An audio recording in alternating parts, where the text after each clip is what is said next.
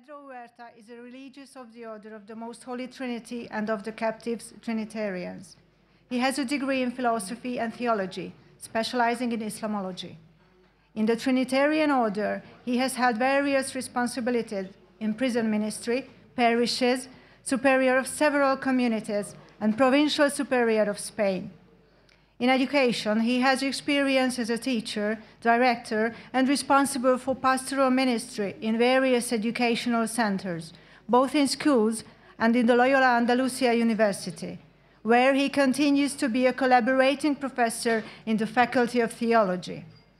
He has been president of several foundations, for example, the Fundación Educativa Santísima Trinidad, of which he is also promoter and founder. He has been Secretary General of Catholic Schools since September 1st, 2020. It is my honor to invite Pedro Huerta to take over the floor and give his presentation.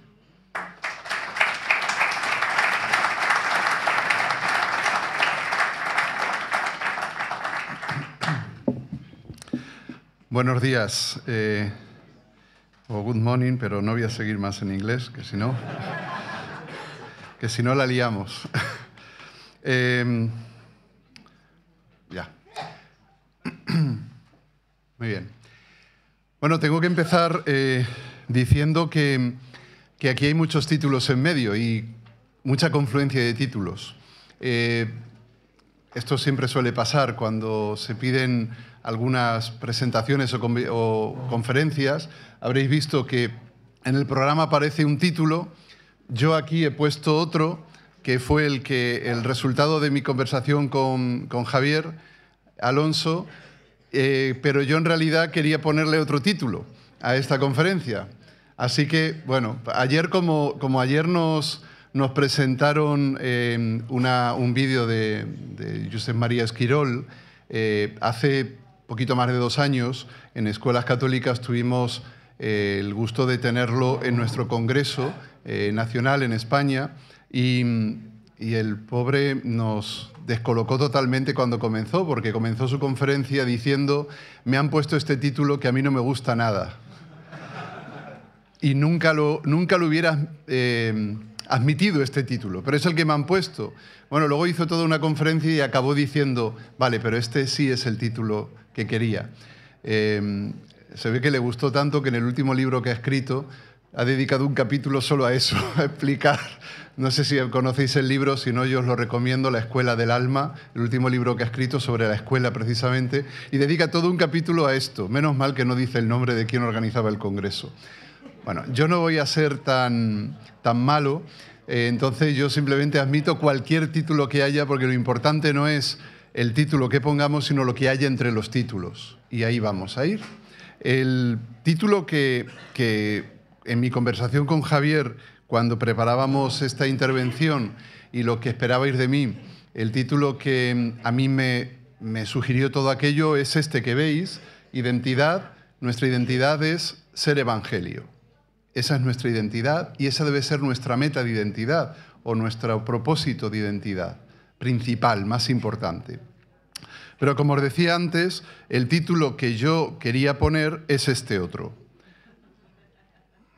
Este era mi título para esto, así que ya os quedéis con el que queráis.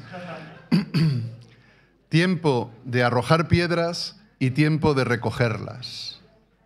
Es un texto del libro del Eclesiastés, el Coelet, capítulo 3, muy famoso ese texto, porque va estableciendo una serie de tiempos, ¿no?, para cosas distintas. Es muy bueno para los que tienen TDAH, TDA y todas estas cosas, los que tenemos cualquier tipo de inquietud que no nos deja tranquilos, ¿no?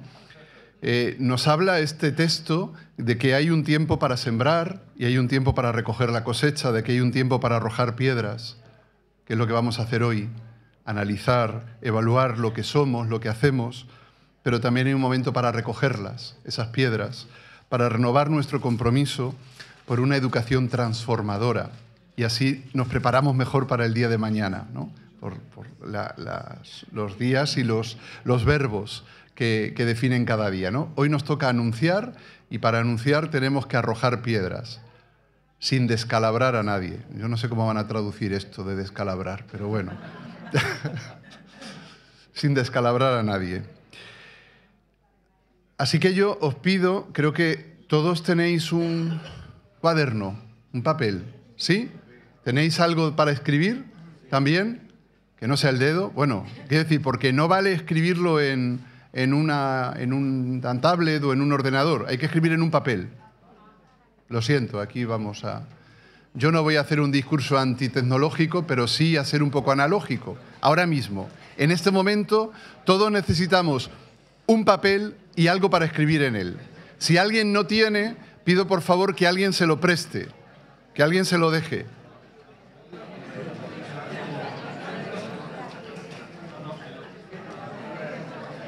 Y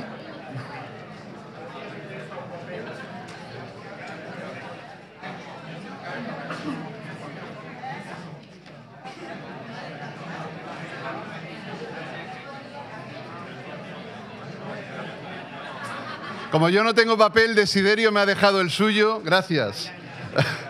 No, es solo para explicar una cosa. Mirad, ¿tenéis estas libretitas también? La mayoría, supongo. Bueno, pues cualquier papel de la libreta me vale. Pero tiene que ser un papel que se pueda arrancar. Es decir, tenéis que sacarlo. Hay que sacarlo de la libreta. Creo que es fácil. No sé si todos habéis desayunado lo suficiente como para hacer este ejercicio, que tiene cierto peligro, que es romper el papel. Desiderio, ¿lo hago por ti? Es que tengo... Como yo no puedo romper el iPad porque luego me regañan, pues... Mira, sí, es fácil. Ya. Y sale un papel entero normalmente. Venga.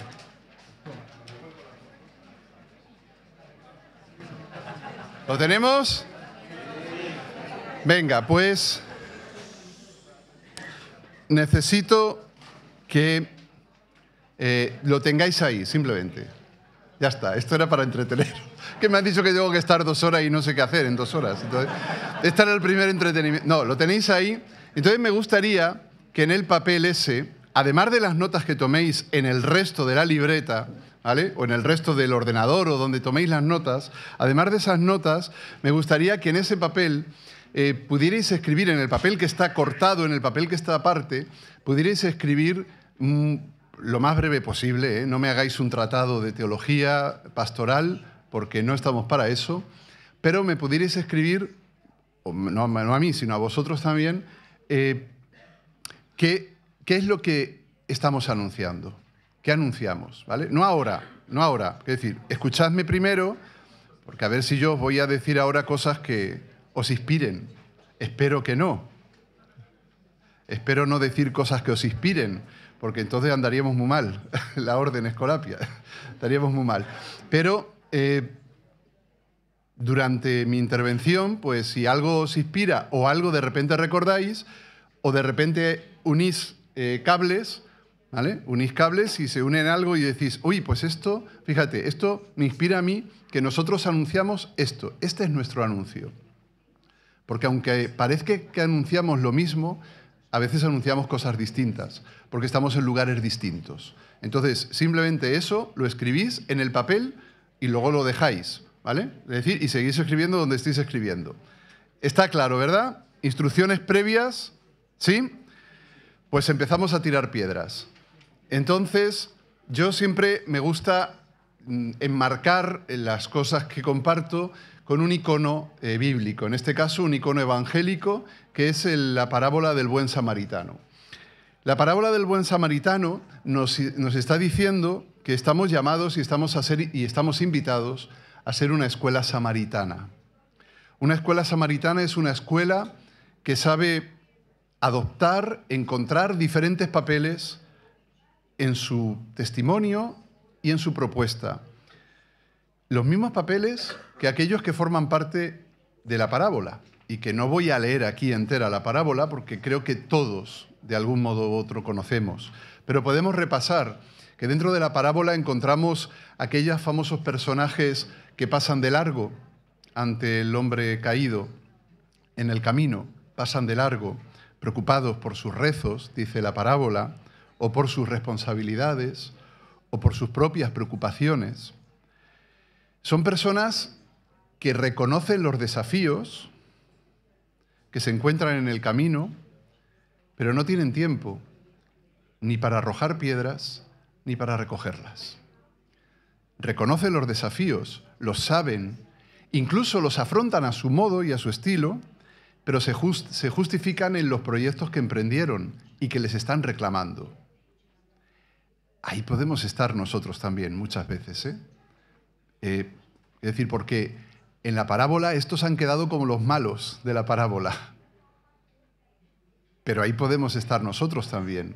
A veces tenemos tantas preocupaciones, tantos proyectos tan buenos. Yo siempre digo que lo malo de la bondad, perdonadme la expresión así, ¿no? Pero lo malo de la bondad es justamente que esa bondad a veces nos aprisiona y no nos deja avanzar. Tenemos proyectos preciosos, proyectos muy buenos, pero nos estamos quedando a veces en eso, en que sean proyectos, en que sean buenos y están atrás y no nos dejan avanzar. Luego tenemos al famoso samaritano, que es como, parece que es como el protagonista de todo esto, ¿no? Bueno, el protagonista ya sabemos quién es, o sea, todos sabemos, ¿no? Pero este aparece siempre como el protagonista. Además decimos, así como por nuestra parte, porque eso en la parábola no existe, pero como nuestra parte, como nos gusta tanto poner etiquetas, pues decimos que es el buen samaritano.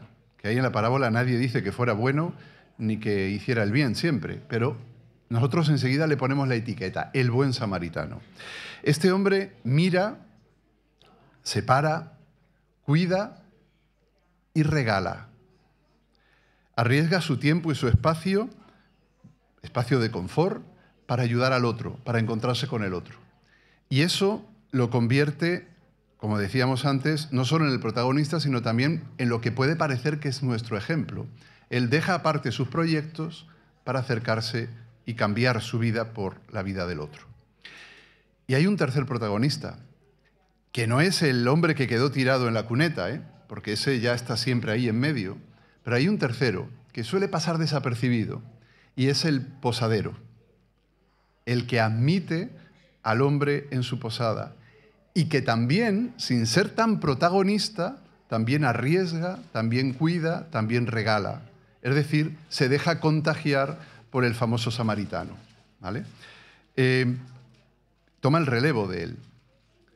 Bueno, nosotros, y este es el pórtico, este es el icono, ¿no?, que uso y que nos congrega, nosotros necesitamos también ser una escuela samaritana, porque necesitamos ser una escuela con una pastoral, con un modelo evangelizador, como pongo ahí, de proximidad. Esto no sé si es fácil de traducir, pero igual se entiende, ¿no? Una escuela de proximidad, de hacernos prójimos. Recordad que la pregunta que motivó esta parábola de Jesús fue: ¿quién es mi prójimo? Y Jesús responde con esta parábola. Necesitamos afrontar esta pastoral, esta escuela de proximidad, que resalte todo aquello que nos hace cercanos, dialogantes, gente de encuentro y gente de cuidado.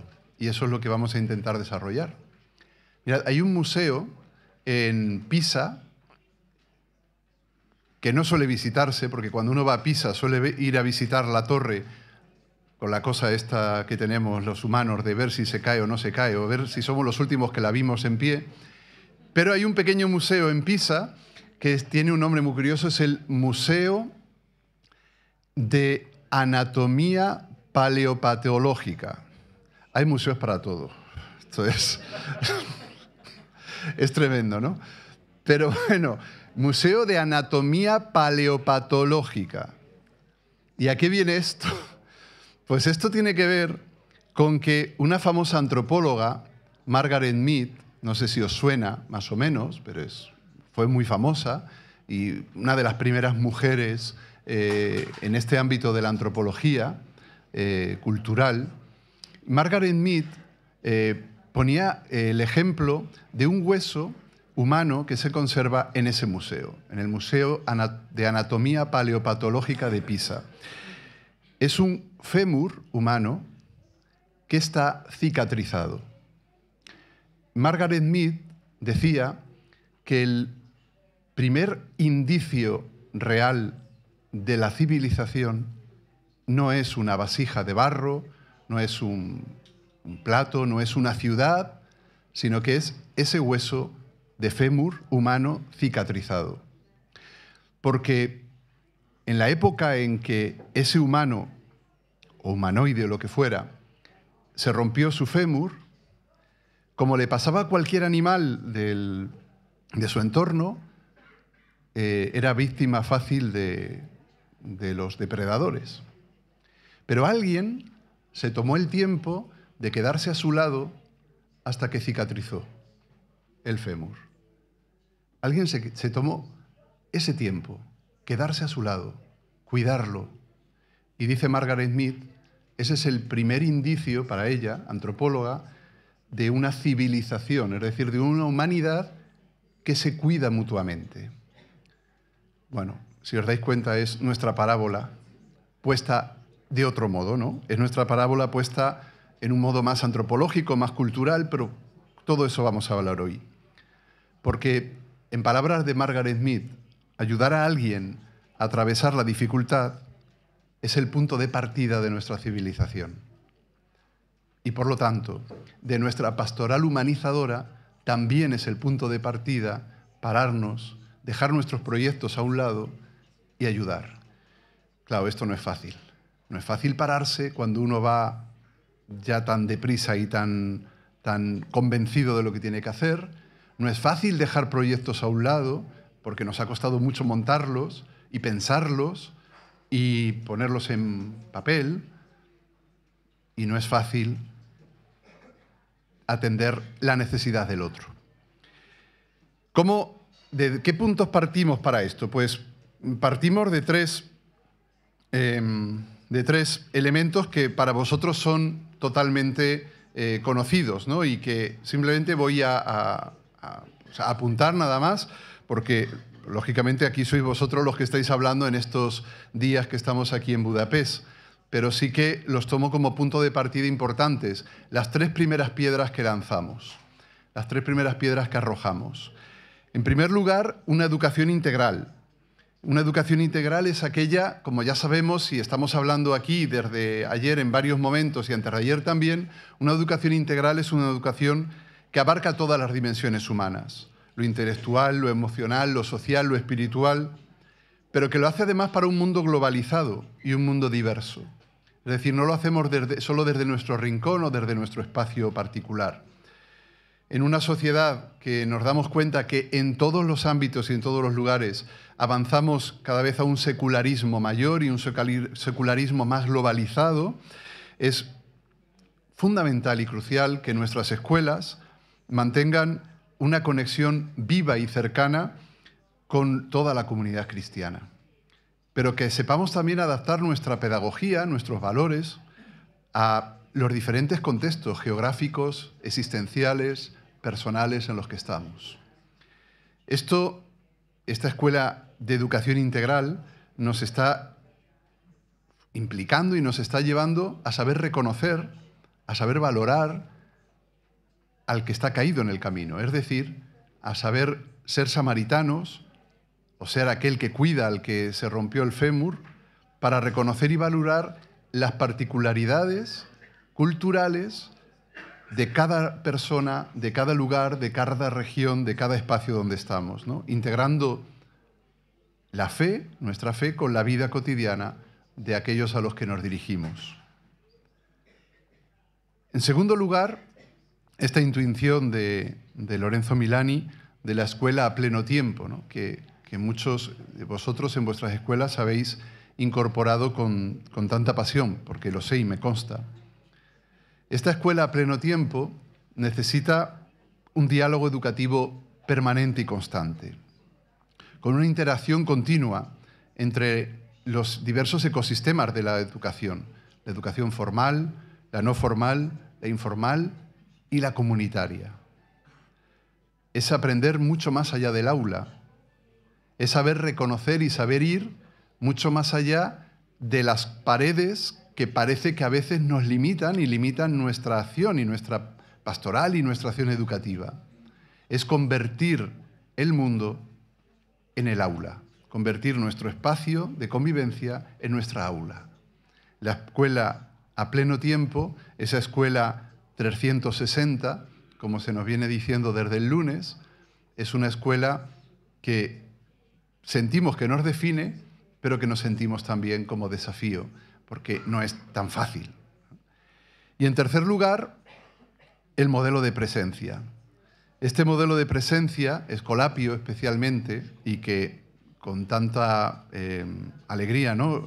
Conocí hace unos años y sigo conociendo porque me seguís contando en los encuentros que voy teniendo allí en España con tantas escuelas y educadores escolapios y escolapias también, nos habla de que ese ecosistema comunitario, ese ecosistema de la comunidad, requiere de comunidades que sean alma, que den sentido, que aporten vida al proyecto educativo, que no solo dejen caminar solos o dejen que las cosas pasen simplemente.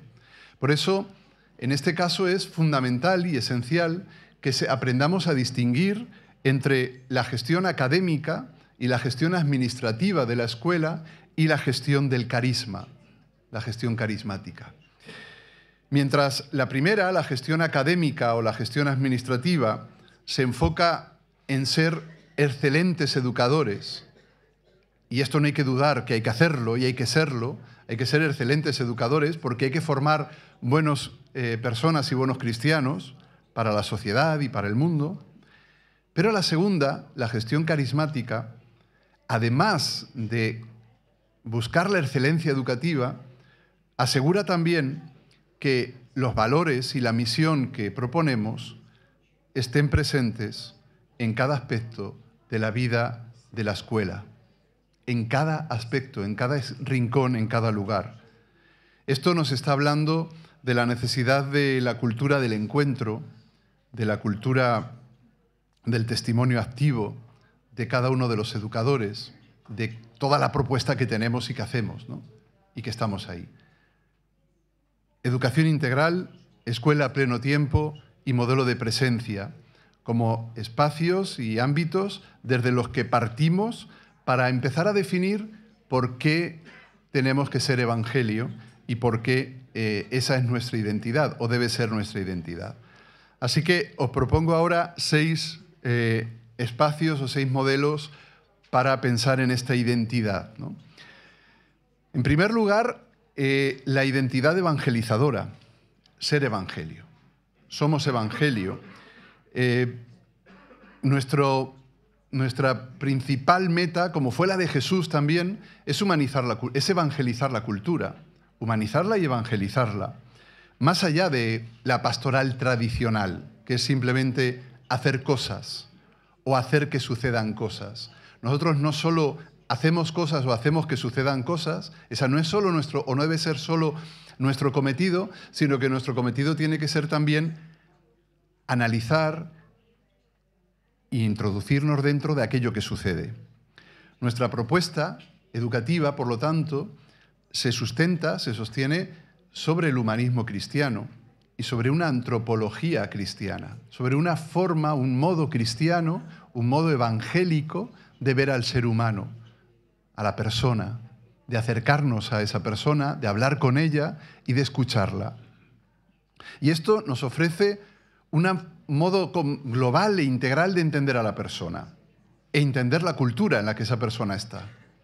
Una escuela que evangeliza la cultura, no por medio de la cultura, sino que evangeliza la cultura, ¿vale? O sea, que se hace buena noticia para la cultura, esto es clave, o sea, no es evangelizar por medio de la cultura, sino evangelizar la cultura en sí, y esto es importante, esta diferencia.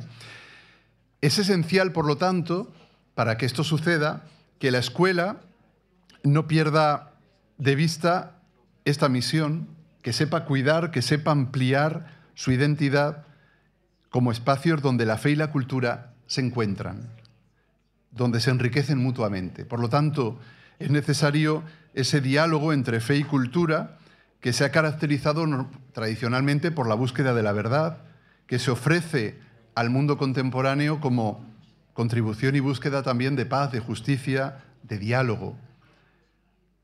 Ese humanismo cristiano hay un documento de la antigua congregación. Esto, como han cambiado de nombre, pues estamos continuamente con esto de la antigua y la nueva, ¿no? El actual dicasterio para la cultura y educación, que procede, una parte del dicasterio procede de la antigua Congregación para la Educación Católica, ¿no? Entonces, cuando era Congregación para la Educación Católica, el año 2017 se publicó un documento, lo tenéis todo en internet y lo podéis consultar ahí, es muy interesante, un documento sobre cómo la escuela humaniza y cómo debe ser ese humanismo cristiano que proponemos en la escuela.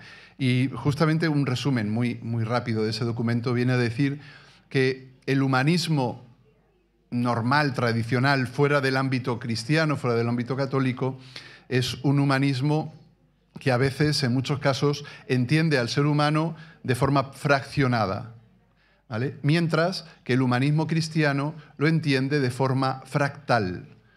Estoy diciendo demasiadas palabras raras. Espero que la traducción vaya bien, ¿no? Sí, vale. No sé. Sí, va bien. Bueno, vale. Un humanismo que fracciona, que separa al ser humano, es un humanismo, como estamos viendo, por desgracia, últimamente en muchos ámbitos.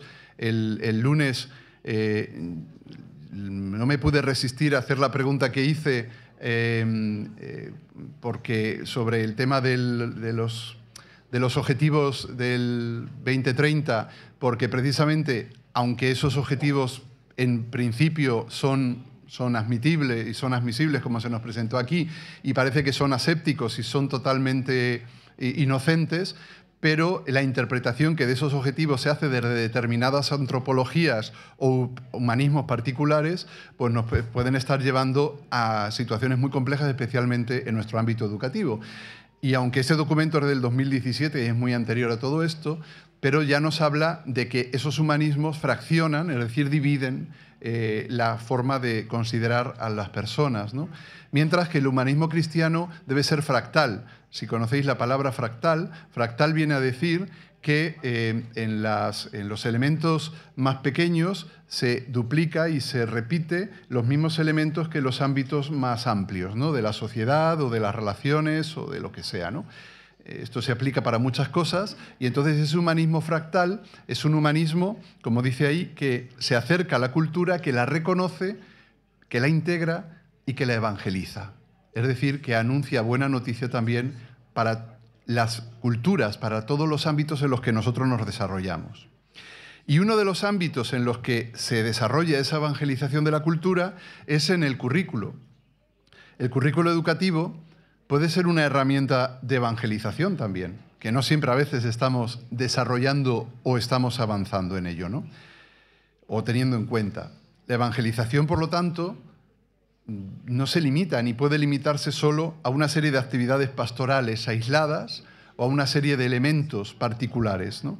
Sino que debe impregnar toda la cultura escolar y sobre todo implicar el currículo educativo como herramienta de evangelización, integrando en él nuestros valores cristianos, en todas las materias, promoviendo una visión coherente de la vida desde la fe. Y ahí tenemos una herramienta esencial que tenemos en todas las escuelas y que tenemos que seguir desarrollando y indagando, ¿no? Buscando. Y el otro ámbito de evangelización de la cultura es también el testimonio de la vida. Todos nuestros fundadores, y de forma muy especial San José de Calassanz, supieron evangelizar la cultura. Supieron no evangelizar mediante la cultura, sino la cultura, transmitiéndonos una visión cristiana de la existencia, de quiénes somos y para qué somos. En esta sociedad que vivimos, como decíamos antes, cada vez más secularizada o que prima valores más seculares, nuestra propia evangelización se basa también en el testimonio personal, en el testimonio cultural de cada una de las personas que formamos parte de nuestras comunidades. No solo comunidades educativas, sino también nuestras comunidades de misión y nuestras comunidades de presencia. Ese testimonio de nuestros fundadores es clave para que nosotros también continuemos esa evangelización de la cultura que ellos supieron hacer, que San José de Calassanz también supo hacer. y que además, como sabéis, esto ya así, aunque lo sabéis casi todos, a título particular, pues él aprendió muy de niño, con apenas 12 años, con los trinitarios.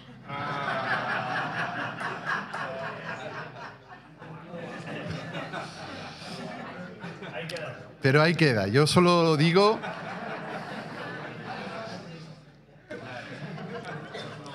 que algo bueno aprendería. Algo bueno aprendería. Aunque luego se fue con los jesuitas y se estropeó casi todo, pero algo bueno quedó. Pero allí en Estadilla, ese pueblecito del norte de Aragón, con 12 años, en 1568, llegó aquel niño, Joselito le decían, Pepito, y llegó aquel niño y estuvo unos cuantos años aprendiendo sus primeras letras y su primera piedad justamente de los trinitarios. Ahí queda, yo no digo nada. Luego nos tomamos un bollo de esos raros que nos ponen y ya lo comentamos, pero bueno, ahí está. Pero hay muchos ejemplos de esta evangelización de la cultura, ¿no? No sé si conocéis la Sociedad de los Inklings. ¿Os suena la Sociedad de los Inklings? Fue una sociedad casi secreta, semisecreta, en Cambridge, en la que pertenecieron algunos personajes que luego fueron medianamente famosos, ¿no? Owen Barfield, Bennett, Robert Harvard, C.S. Lewis, Tolkien. Estos dos últimos a lo mejor os suenan más. Esta sociedad de los Inklings eran alumnos, eran jóvenes, adolescentes casi, recién salidos de la adolescencia, y ellos se propusieron algo importante, y era, bueno, cómo buscar los indicios, que Inkling significa eso, ¿no? Indicios, ¿no? Buscar los indicios de Dios en la cultura. Y se propusieron cómo hacer eso actual y cómo hacerlo visible. Y entonces ellos se comprometían a que en cada reunión de esa sociedad secreta, se reunían en un pub, pero bueno, era secreta. Con cervezas alrededor todo es secreto, ¿no? Sobre todo después. Pero, como ya algunos habéis comprobado aquí en Budapest, por las noches. Pero lo que quiero decir, en ese pub ellos se comprometieron a llevar algunos escritos que ellos hacían de cómo hacer esa evangelización. Fijaos, esta historia no es tan conocida como a veces debería serlo, ¿no? Y de esos escritos, pues Luis acabó sacando sus Crónicas de Narnia, que seguro que la mayoría conocéis, ¿no? Espero que por haberlas leído y no solo por las películas. Yo es que soy muy fan de la lectura, entonces, y poco del cine, con perdón de los que lo sean del cine, ¿no? Pero yo soy, de todo lo que se pueda leer, yo siempre digo que mejor leer. Luego ya si tienes ganas y tiempo, lo otro, ¿no?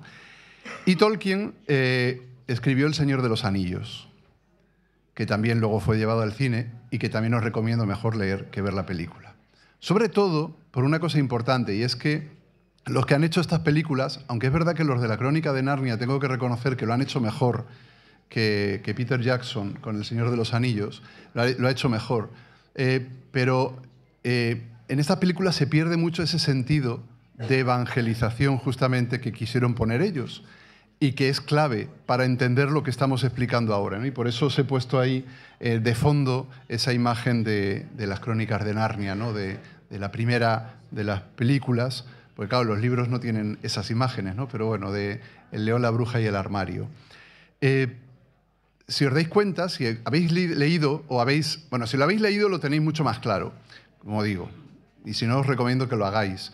Y si no lo habéis leído, lo habéis visto las películas de algún modo, y ellos lo que quisieron es demostrar cómo sería la buena noticia de Jesús en un mundo distinto. Si Jesús no hubiera venido a este mundo en la tierra de Palestina, si Jesús no hubiera tenido a esos discípulos que tuvo, si no hubiera usado el lenguaje que usó y no hubiera tenido los medios que tenía, ¿cómo hubiera evangelizado Jesucristo, ¿no?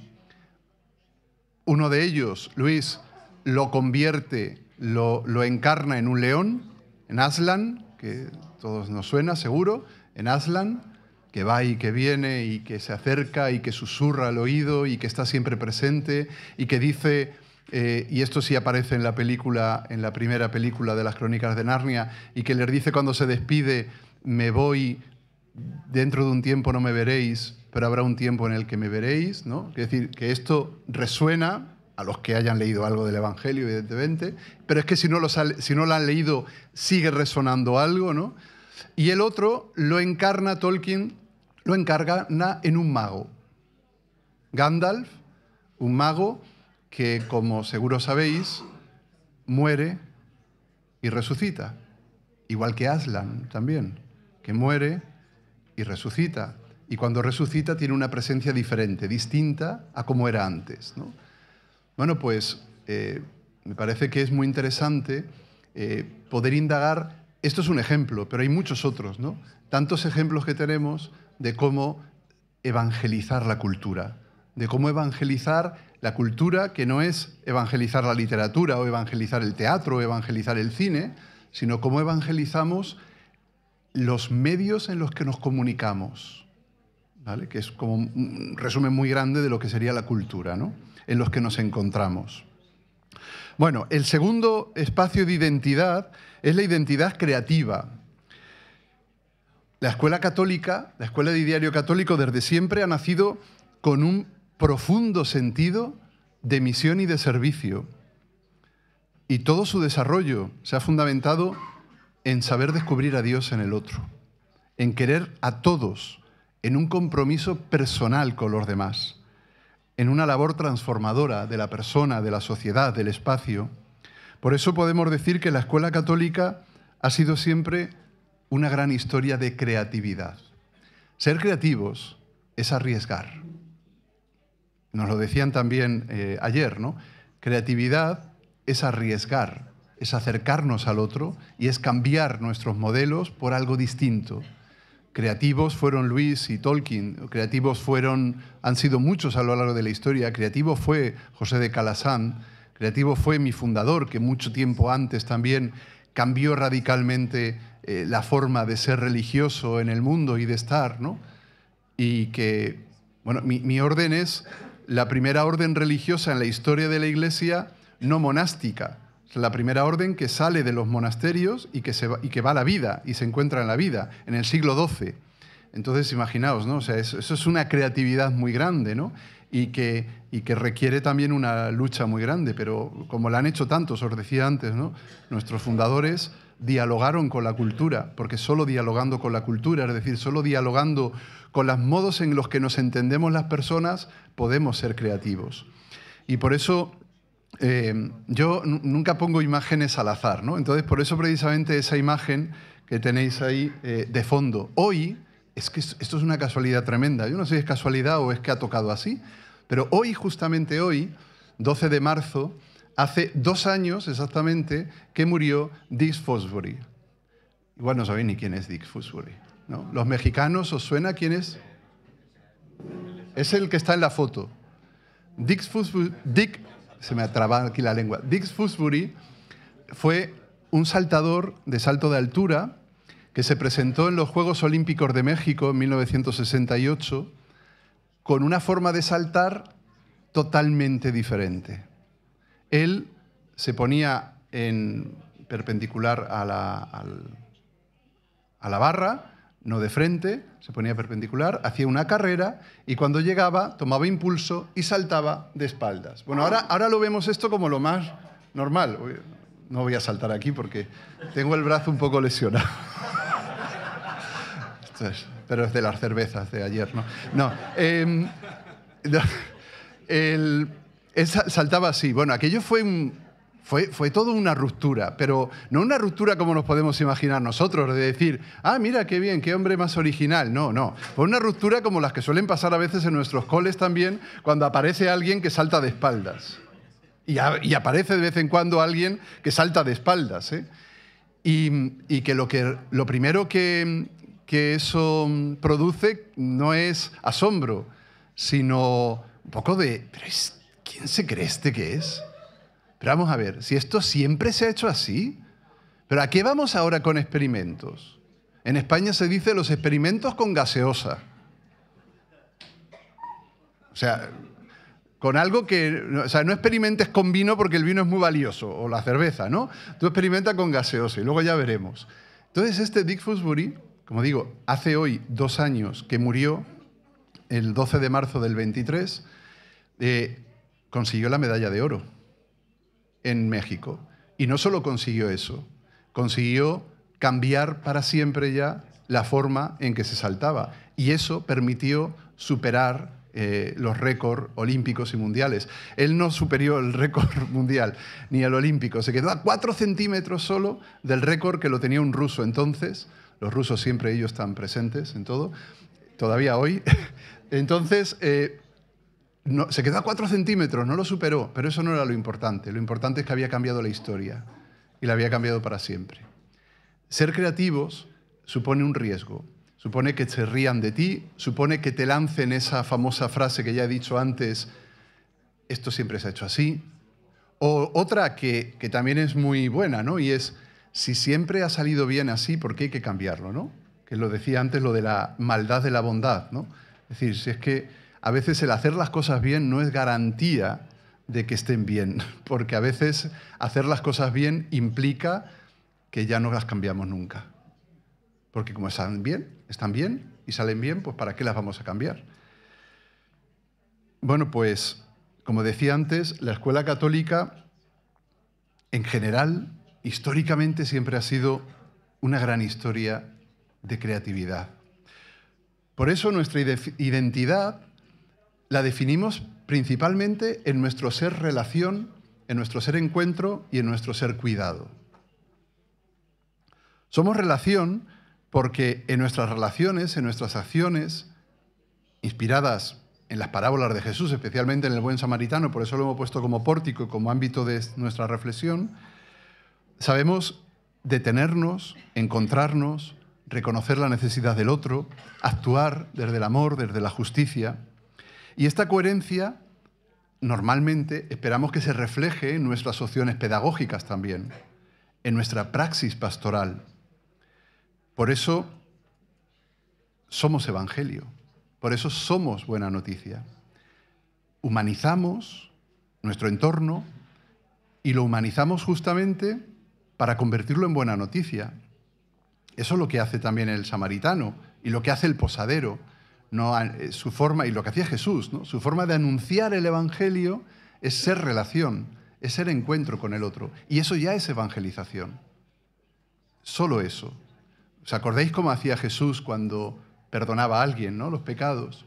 Él se le acercaba a alguien con una enfermedad, un cojo, una persona ciega, una persona sorda, se le acercaba a cualquier persona de distintas formas y ámbitos, y Jesús les decía simplemente, tus pecados te son perdonados, anda y vete que tu fe te ha salvado, ¿no?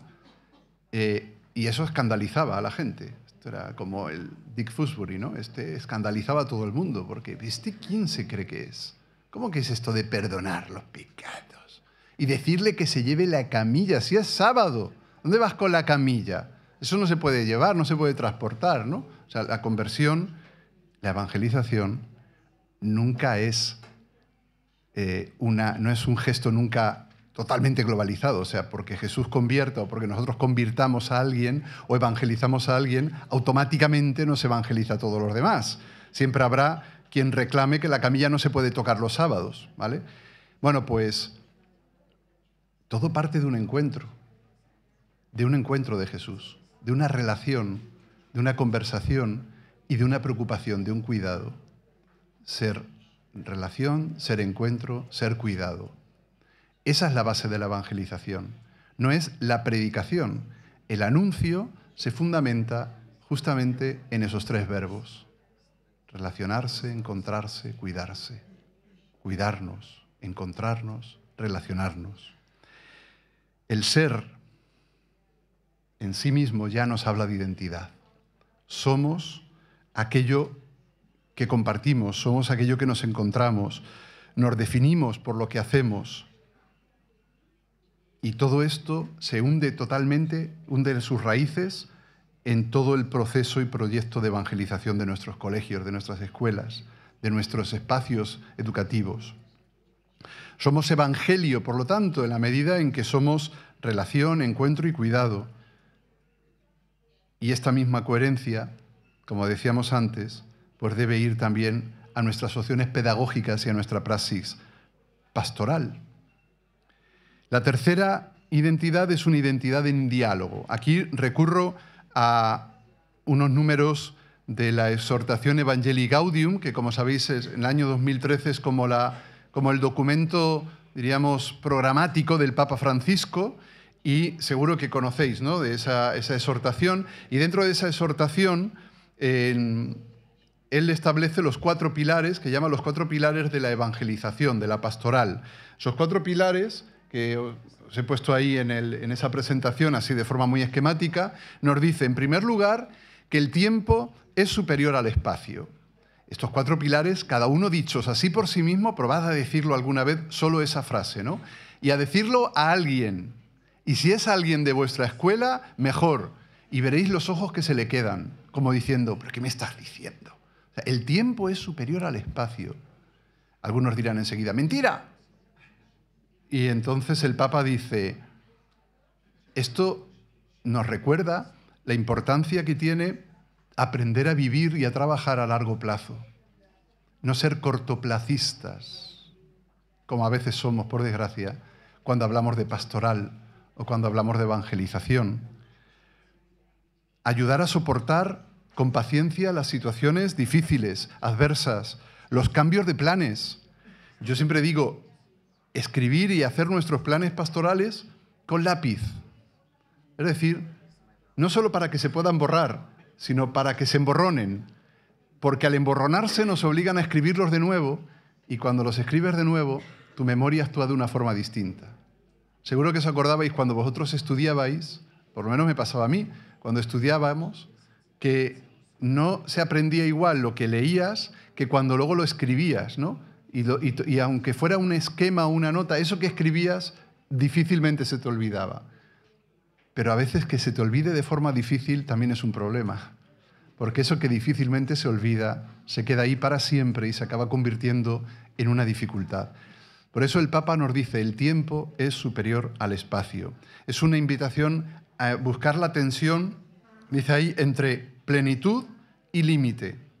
Es una invitación a asumir esa tensión y a otorgar prioridad al tiempo.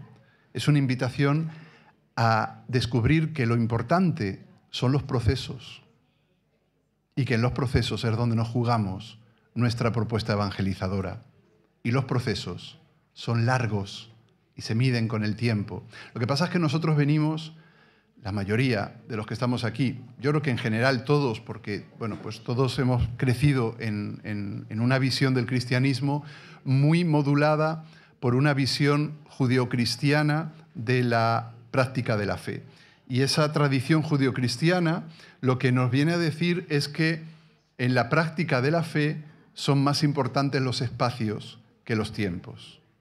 Es decir, lo importante es el templo, lo importante es el lugar.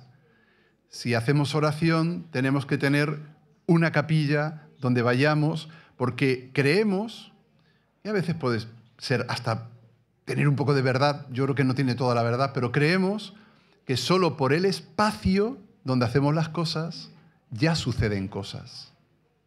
Y el Papa lo que nos llama la atención es a decir, en evangelización lo más importante no es el espacio, sino los tiempos, los procesos que creas. Tú puedes llevar a los niños, a los jóvenes, a quien sea, a la capilla todos los días o todas las semanas si quieres.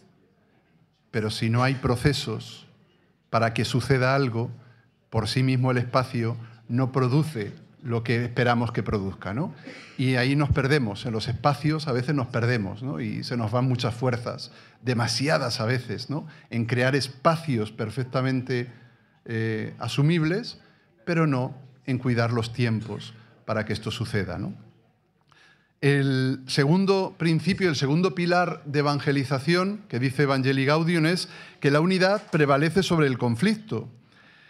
Y este nos habla de la tensión entre unidad y diversidad y diferencia. Necesitamos incorporar también a nuestra evangelización educativa una comunión que nos permita superar las dificultades y las diferencias, que nos anime a ir más allá de la superficie, que nos ayude a mirar más allá de las diferencias que tenemos entre nosotros y de la diversidad. La unidad, la comunión prevalece sobre el conflicto. Pero tenemos que admitir el conflicto y tenemos que saber vivir en él.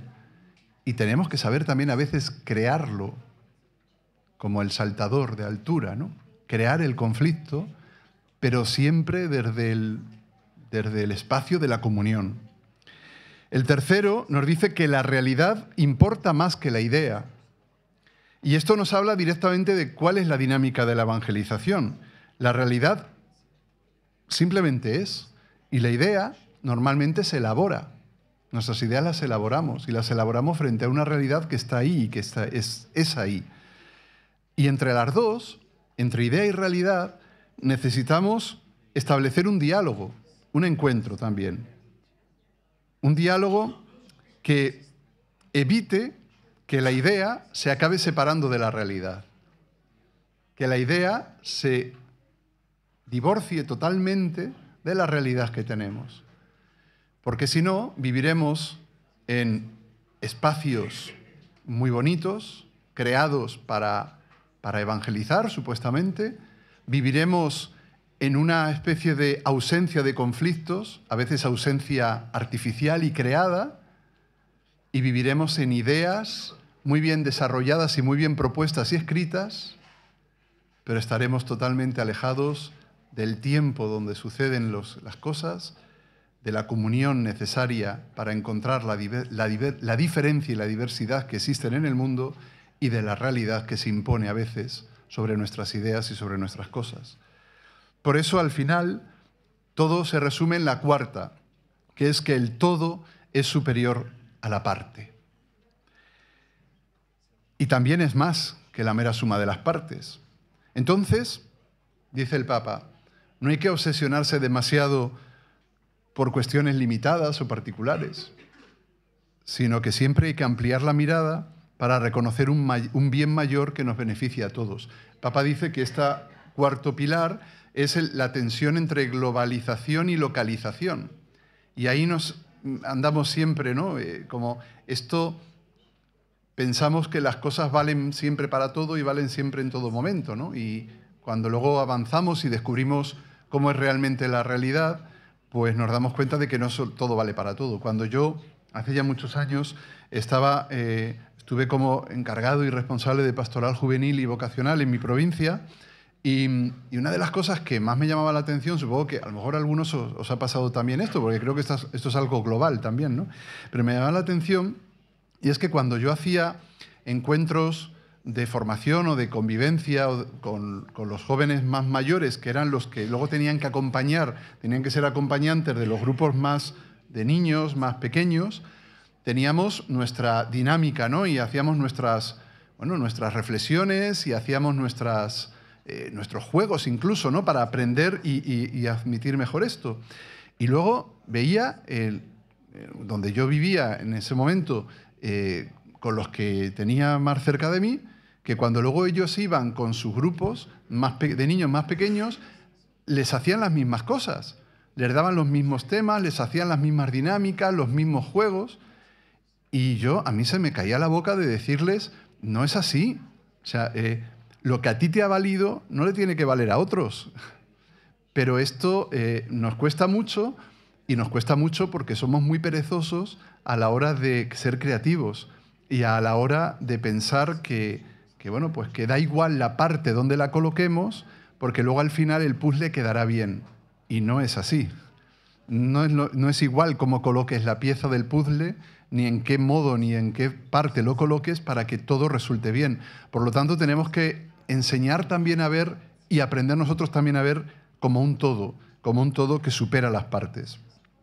Estos principios nos están invitando, por lo tanto, a construir nuestra identidad y hacerlo en diálogo, si os dais cuenta, ¿no? En diálogo con nosotros mismos, en diálogo con nuestro entorno, con nuestra cultura. Nos está invitando a evitar actitudes cerradas ideológicas, actitudes que impiden el diálogo con la sociedad, con la cultura e incluso con nuestras propias tradiciones, con nuestra propia historia. Y ahora, como estamos viviendo tiempos de tanto cambio, especialmente en lo pedagógico, en lo metodológico, en lo pastoral, en lo social, también necesitamos adquirir cambios que afecten a nuestra forma de entender el mundo y, por lo tanto, cambios que afecten a nuestra identidad, aquella con la que nos definimos, pero cambios sobre todo que nos ayuden y nos inviten a saber definir una identidad. Yo estoy convencido de que si nosotros no nos ponemos en camino de definir una identidad propia, otros lo van a hacer por nosotros. Y esto ya está pasando en muchos sitios, en muchas escuelas. Si nosotros no tenemos claro por qué estamos, no solo qué hacemos o cómo lo hacemos, sino por qué estamos aquí y por qué queremos mantener esta propuesta educativa, evangelizadora, otros definirán lo que somos y dirán lo que somos. Y por lo general no nos va a gustar, ¿eh? No nos va a gustar lo que digan que somos. Pero a veces lo van a decir porque nosotros hemos evitado decirlo nosotros. Es decir, hemos evitado nuestro propio diálogo interno, nuestro propio diálogo particular. El cuarto modelo de identidad es la identidad pastoral.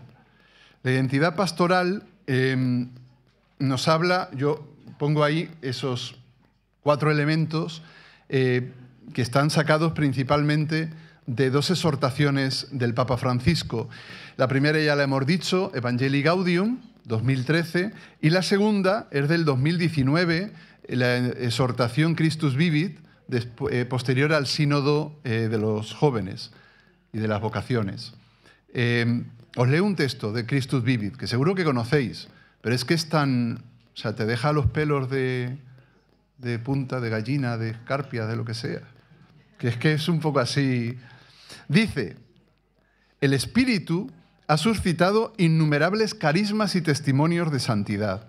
Sin embargo, la escuela, dice, por si alguien estaba todavía dormido, la escuela, que es de lo que estamos hablando aquí, necesita una urgente autocrítica si vemos los resultados que deja la pastoral de muchas de ellas. Esto está escrito, por el Papa.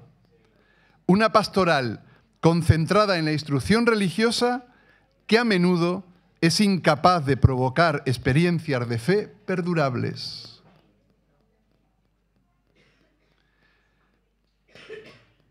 Por lo tanto, nos está obligando a replantear nuestra identidad pastoral también. No solo evangelizadora, porque, cuidado, la pastoral la pastoral es parte de la evangelización, pero no es lo único. La evangelización es mucho más, como hemos visto, mucho más que la pastoral. Pero la pastoral es importante, a veces es la parte más visible. Y es necesario que replanteemos nuestras estrategias pastorales, que busquemos métodos que generen experiencias de fe, que busquemos nuevas metodologías, que esas experiencias de fe las haga duraderas. El tiempo es superior al espacio. Es decir, que dejemos de promover experiencias pastorales espaciales. No estáis pensando en llevar a los alumnos a la luna, ¿no? Sino espaciales, me refiero al espacio, a buscar experiencias que perduren en el tiempo, procesos. Por lo tanto, para evitar una escuela de la preservación que solo se preocupa de su futuro inmediato, que solo se preocupa de ser relevante ante la sociedad, significativa, necesitamos dejar de concebirnos como un refugio. La escuela de la preservación, una escuela, como dice el Papa, que busca solo su propia preservación, su propia continuidad, es una escuela que se acaba convirtiendo en un búnker educativo, es un búnker cerrado, aislado del entorno, de la cultura, de todo aquello que pueda cuestionar o calibrar sus cosas y decir, no, nosotros lo hacemos bien, nosotros somos tal. Es una escuela que busca una pastoral de la prevalencia, y es una escuela que busca una pastoral esférica. Ahora después explico un poco cada una de las tres cosas. No sé si conocéis un informe, un estudio que hizo la Facultad de Teología de la Universidad de Melbourne, en Australia. Hizo un estudio hace unos años sobre cómo medir, esto es una cosa que a muchos les preocupa mucho, y no, sí, ahí nos tiene que preocupar, pero bueno, cómo medir la identidad católica de una escuela.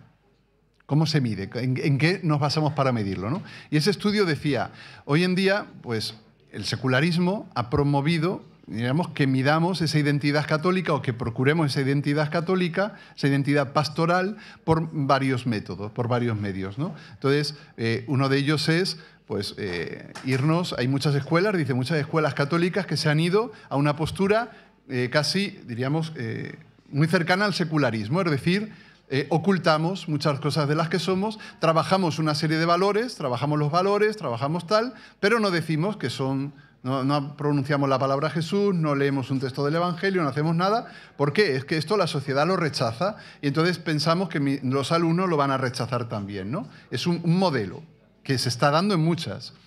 Por otro lado, tenemos otro modelo que se está dando también en muchas escuelas, que es un modelo de recristianización, ¿no? Es un modelo justo lo contrario, es decir, solo hablo de esto, ¿no? O sea, no pronuncio la palabra valores, no pronuncio la palabra pastoral, no pronuncio determinadas palabras, sino que la escuela y toda la evangelización se estructura desde elementos única y exclusivamente de cristianos o de fe, o de determinada fe o de determinado modo de ver el cristianismo. Y el estudio de esta Facultad de Teología de Melbourne lo que dice es, bueno, casi necesitaríamos una cuestión intermedia, ¿no? Lo que ellos llaman la recontextualización, que es ir a un modelo en el que podamos hablar de lo que somos realmente y de lo que es nuestra pastoral, es decir, no nos escondamos, pero lo hagamos desde la propuesta del Evangelio, es decir, la propuesta de Jesús. Que recordad que la propuesta de Jesús, hemos dicho antes en el encuentro que tiene con esos pecadores, es una propuesta de encuentro, ¿vale? No de juicio y no de catequesis, sino primero de encuentro, lo decíamos antes, ¿no? Ser relación, ser encuentro, ser cuidado. Entonces, esa propuesta de encuentro pues hace que la evangelización no la suplamos por la catequesis, no la suplamos simplemente por las acciones pastorales, sino que partamos de una posición humanizadora de base, ¿no? Vale, pues si no lo hacemos así, estaremos cayendo en esta escuela de preservación. ¿Cómo hacemos para evitar esto? Bueno, pues construimos una cultura del encuentro. Y esa cultura del encuentro nos lleva a que nuestra escuela, en vez de ser una escuela para la preservación de nuestras ideas, se convierte en una escuela de identidad misionera, una escuela que sale al encuentro del otro. Después hablaremos, el siguiente punto de identidad es la misión, la identidad misionera, pero nos encontramos ahí. Dice el Papa también en Christus Vivit, dice, la escuela, convertida en un búnker que protege de los errores de fuera, es la expresión caricaturizada de esta tendencia. Esta imagen refleja de un modo estremecedor los que experimentan muchísimos jóvenes al egresar de algunos establecimientos educativos. Una insalvable inadecuación entre lo que les enseñaron y el mundo en el que les toca vivir.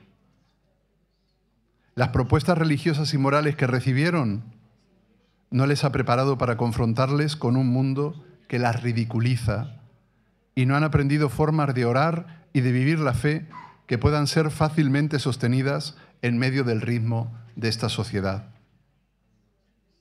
En realidad, una de las alegrías más grandes de un educador se produce cuando puede ver a un estudiante constituirse a sí mismo como una persona fuerte, integrada, protagonista y capaz de dar. Fin de la cita, ¿eh? Hasta ahí era la cita del Christus Vivit, del Papa, ¿eh? El búnker educativo. Y para superar este búnker, la pastoral de búnker, esa pastoral que no evangeliza para la intemperie, para lo que pasa afuera, porque hacer pastoral dentro de la escuela es relativamente fácil. Bueno, algunos me diréis, bueno, eso lo dirás tú. Bueno, pues sí, lo digo yo. Es relativamente fácil. ¿Por qué? Pues porque están ahí. Los tenemos y por lo general participan y van. Pero la pregunta clave es, esa pastoral, eso que hacemos, ese anuncio, ¿vale también para cuando se van? Cuando se van al acabar la jornada escolar y cuando se van definitivamente de la escuela, ¿eh? ¿Vale también para eso? Es decir, ¿hacemos un anuncio para la intemperie de la vida o hacemos un anuncio para el búnker, para protegernos de esa intemperie? Porque como dice la exhortación Christus Vivit, y es una exhortación hecha para los jóvenes, o sea, para la pastoral con jóvenes. Si no preparamos para esa intemperie, si preparamos solo para lo de dentro, cuando se encuentren, leo de nuevo las palabras que son muy, muy fuertes, ¿no? A ver, ¿dónde estaba? Aquí. Las propuestas religiosas y morales que recibieron no los han preparado para confrontarlos con un mundo que las ridiculiza y no han aprendido formas de orar y de vivir la fe que puedan ser sostenidas en medio del ritmo de esa sociedad que las ridiculiza. Bueno, pues esa es la pregunta clave que nos tenemos que hacer. ¿Pastoral de búnker o una pastoral en salida? Nos lo decía vuestro general Pedro el primer día, ¿no? Qué bonito y qué necesario es que seamos no solo una iglesia en salida, sino una escuela en salida. Pero es que la escuela somos iglesia, por más que algunos digan que no. Pero somos iglesia. Y somos una escuela en salida, somos una escuela para la misión, somos una escuela que busque las periferias existenciales, las periferias geográficas, las periferias personales de nuestros alumnos, de nuestros docentes también, de nuestros profesores, que también las tienen, ¿eh? No solo los alumnos tienen periferias personales en su vida, todos las tienen, ¿no? En la comunidad. Es una escuela que educa para la fraternidad y para la justicia, para transformar el mundo y hacerlo desde la corresponsabilidad. Frente a una pastoral de prevalencia, como dice el Papa, necesitamos una pastoral una pastoral de prevalencia es una pastoral que busca imponerse, que busca mantener una posición de superioridad. O sea, esto es lo mejor y esto es distinto de lo que ocurre fuera. Frente a ello necesitamos una pastoral de humildad y de testimonio, una pastoral de humildad evangélica. La educación católica especialmente no es una educación para ostentar ninguna supremacía moral o social o de poder, sino para servir. Y como decía un famoso obispo francés, que en su momento, por decir esto, pues fue bastante vilipendiado, Jacques Guillot, y además lo escribió en un libro que lo tituló así: una iglesia que no sirve para nada. Pues una escuela que no sirve, posiblemente tampoco sirva para nada. El servicio, la humildad, el acercamiento, el pensar que nuestras palabras no son las últimas ni son las definitivas, porque solo hay una última palabra y esa palabra última es la de Dios y no es la nuestra, por más dioses que nos creamos ser y diosas. También lo hay, ¿eh? Hay de todo. Es una escuela, por lo tanto, en diálogo con la verdad, ¿no? El Papa insiste en que no podemos imponer la fe, sino proponerla con respeto, con convicción, pero siempre abiertos a ese diálogo con la cultura que decíamos antes. No, perdón, que no quería darle. Y, en último lugar, una pastoral esférica. Frente a una pastoral esférica, es una pastoral que se alimenta de sus propias estructuras y actividades, sin impacto real en la vida de los jóvenes ni en la sociedad. Frente a ella, para romper con ella, necesitamos evitar el activismo sin sentido, el hacer por hacer cosas. Y además, es que el que tiene la tentación de hacer, tiene la tentación de mostrar. Y ya no miro a nadie porque es que si no, claro. El que tiene la tentación de hacer tiene la tentación de mostrar. Entonces, hacemos y queremos mostrar y enseñar a todo el mundo lo que hacemos. Y qué bien lo hacemos, ¿no? Y eso va muy en contra de la lectura que hicimos hace justo una semana, ¿no? Hoy hace una semana. La lectura del miércoles de ceniza, ¿no? Lo que quieras hacer, hazlo en lo escondido. Y tu Padre que ve en lo escondido te lo premiará. Y a nosotros lo de lo escondido no nos va mucho. Bueno, nos va para unas cosas, pero para otro no. Entonces, no se trata de hacer muchas cosas, sino de generar, lo decíamos antes, procesos. Tiempo superior al espacio. Generar procesos. Procesos de vida, procesos de acompañamiento, procesos de virtud, procesos de encuentro, procesos de ser. Y por lo tanto necesita una formación integral, una pastoral que abarque todas las dimensiones. de la vida, la espiritual, la intelectual, la social, la afectiva, porque todos son dimensiones de la persona que nos evitan quedarnos como elementos aislados, salir de nuestra zona de confort. Y cuando uno sale de la zona de confort, llega a la zona de incertidumbre, y en la zona de incertidumbre es donde sucede la creatividad. La creatividad es aliada de la zona de incertidumbre, no de la zona de confort. El Papa Francisco nos llama no a quedarnos en lo que siempre se ha hecho, como decíamos antes, sino a buscar nuevas formas de transmitir el Evangelio con creatividad, y la creatividad siempre lleva audacia. Y para ello él propone el modelo poliédrico, la pastoral poliédrica. Fijaos, una pastoral esférica, una pastoral circular, es una pastoral en la que, si queremos poner, como dice el Pacto Educativo Global, la persona en el centro, es una pastoral en la que la persona está en el centro, y si la pastoral es esférica, todo está a la misma distancia del centro, de la persona. Esto es lo que hemos hecho y lo que hemos buscado hacer tradicionalmente, ¿no? O sea, poner todo a la misma distancia, es decir, tú tienes alcance a todo y todo está a tu alcance. Pero nos llama la atención el Papa y nos dice, es que esa pastoral es irreal, porque nos vamos encontrando con que la persona que ponemos en el centro ya no está a la misma distancia que otros de los espacios de propuesta evangelizadora y pastoral.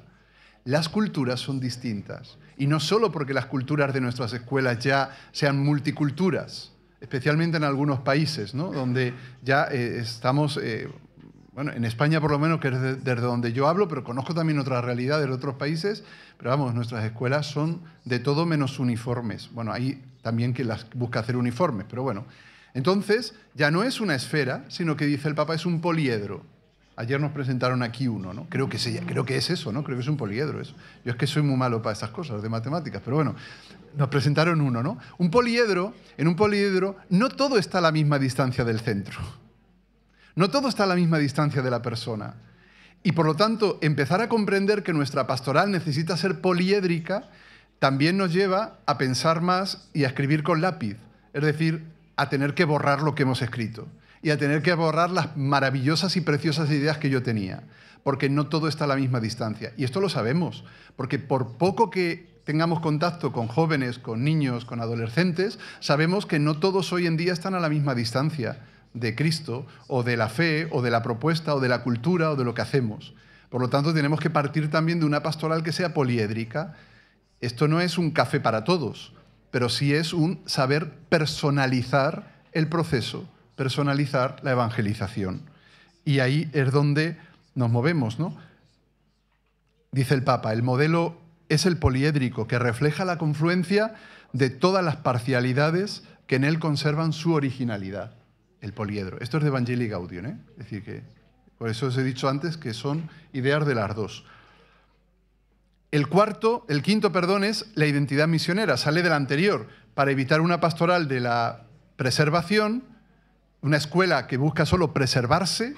Necesitamos una escuela en salida, una escuela misionera, una escuela que nazca de la evangelización, nazca del amor de Dios y de la vocación misionera de la Iglesia en general, ¿no? Dice Evangelii Gaudium.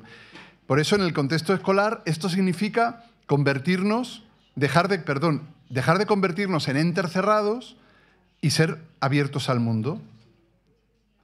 Y se nos proponen dos modelos. Esto no es mío tampoco, esto es del Papa Francisco también. El año 2017 tuvo un encuentro en Bolonia con un grupo de estudiantes y de profesores. Y en ese encuentro, es un texto muy cortito, pero que yo os recomiendo también, todo está en internet, ¿eh? Si entráis en la página del Vaticano, todo lo encontráis ahí. Y ese texto, que es muy bonito también, él les habla a los estudiantes y a los profesores, sobre todo a los profesores, de dos modelos de evangelización y de liderazgo. Él dice de liderazgo. Dos modelos para que no prevalezcamos también ante las sirenas de nuestro mundo. ¿Sabéis? En el mundo antiguo, las sirenas eran unos seres mitológicos que embaucaban a los navegantes, sobre todo, porque estaban cerca de unas islas, cerca de Sicilia, decían, y embaucaban a los navegantes con sus cantos. Entonces, claro, porque las sirenas no son la sirenita, que con esa de Disney, ¿no? Que con su canto no nos embauca, sino que nos saca la salivita. qué rica, ¿no? Qué bonita, qué bien canta, qué tal, ¿no? Las sirenas de verdad eran seres monstruosos. Y lo que buscaban no era casarse con el príncipe azul, sino comérselo al príncipe azul. Cantaba, pero no para casarse con él, sino para comérselo. Y entonces a los navegantes que iban por ahí, pues les embaucaba y se los comían a todos, destrozaban sus barcos y tal. El Papa dice, hay dos modelos de enfrentarse a las sirenas. El modelo Ulises y el modelo Orfeo. Bueno, intuyo que sabéis quiénes eran estos dos personajes, ¿no? Ulises y Orfeo. Morfeo no, Morfeo estoy yo pensando... Estoy yo en los brazos de Morfeo todavía. Ulises y Orfeo. Bueno, Ulises y Orfeo son dos personajes curiosos de la mitología griega, porque los dos emprenden un viaje y vuelven de ese viaje. Y a los dos, curiosamente, cuando vuelven de ese viaje, les pasan cosas de todo tipo. Los dioses se alían contra ellos para desviarles totalmente de su viaje de retorno. Ulises vuelve de la guerra de Troya, el famoso libro de la Odisea, ¿no? Y entonces ahí tiene aventuras de todo tipo. Su meta es Ítaca, su isla, su mujer, que le espera, Penélope, aquella famosa que bordaba y desbordaba, ¿no? Para esperarle. Y Orfeo se embarca con los argonautas famosos en la búsqueda del vellocino de oro. Y cuando vuelven, cuando Jasón ya ha recuperado el vellocino de oro y vuelven de regreso, pues entonces también les pasa de todo. Y curiosamente, en eso que les pasa, evidentemente, el Mediterráneo, por muy grande que parezca, no es un mar tan grande, pues ahí acaban encontrándose con las sirenas. ¿Cuál es la reacción de cada uno de ellos cuando se encuentra con la sirena? Seguro que nos suena la de Ulises, que es como la más famosa.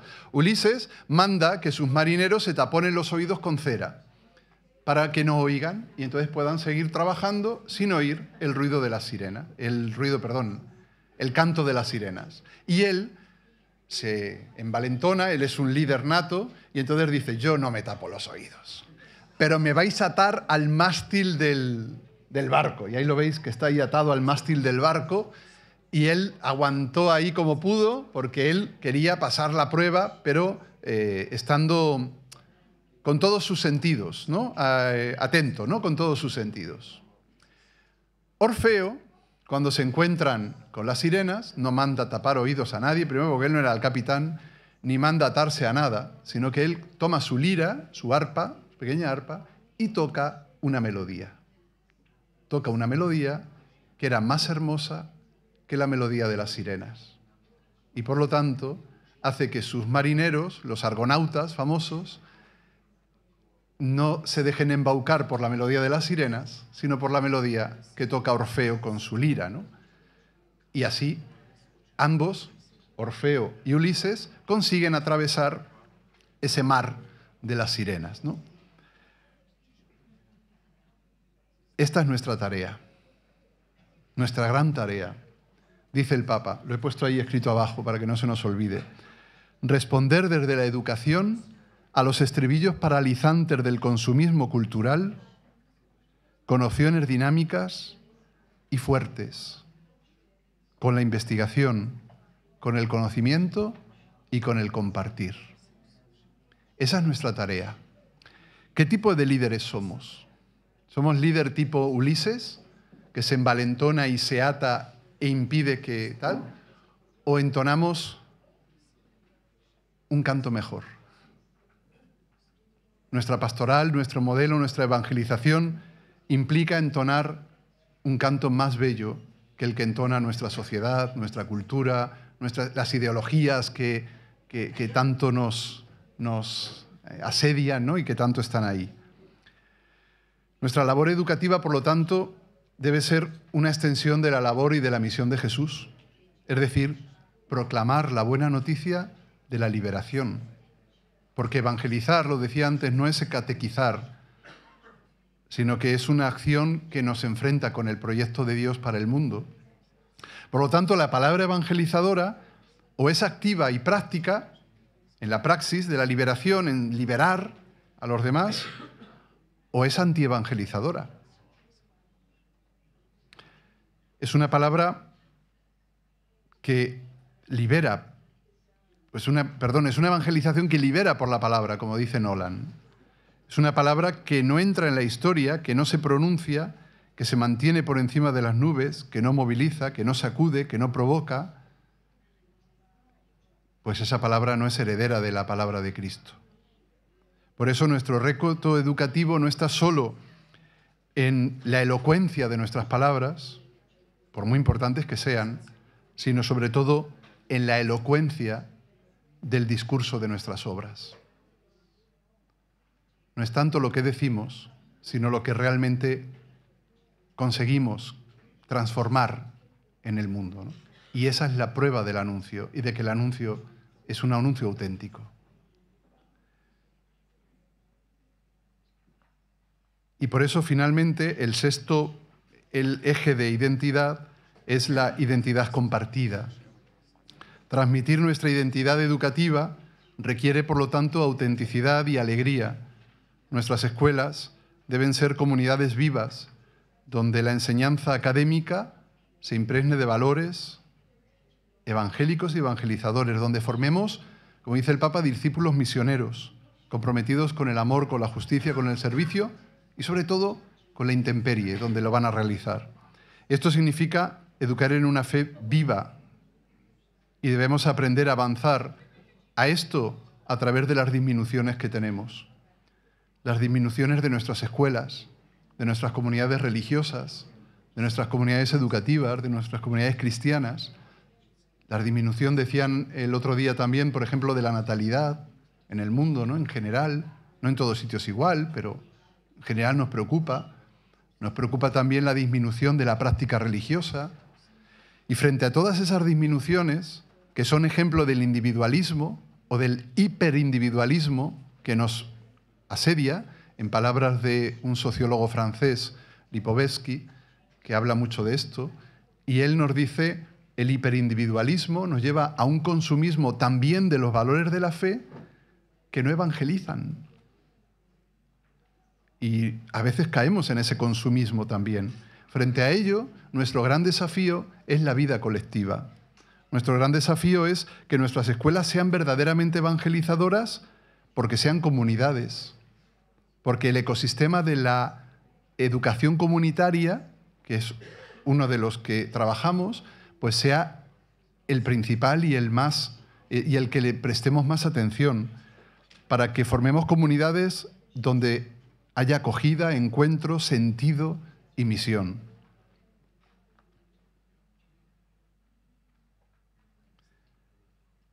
Decía antes, al principio, si recordáis, que anotaréis algo en un papel. No sé si os ha dado tiempo a anotar.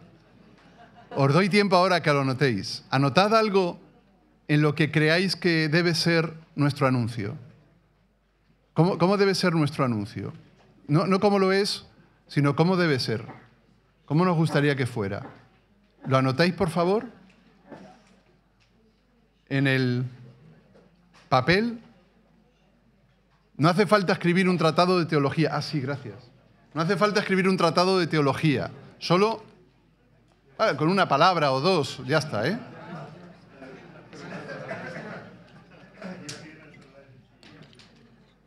¿Lo tenéis? ¿Escrito ya? Venga. ¿Sí? Yo no tengo. Voy a coger algo por aquí.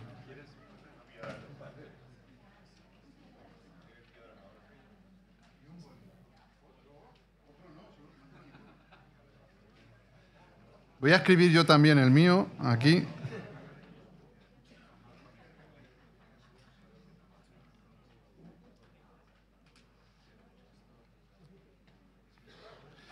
Vale, gracias. ¿De quién era?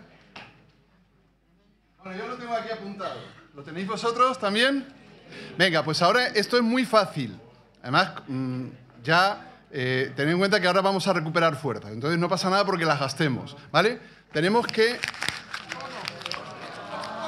hacer esto así. Así, más o menos así. ¿Sí? ¿Lo tenemos? Venga, pues, tiempo de arrojar piedras.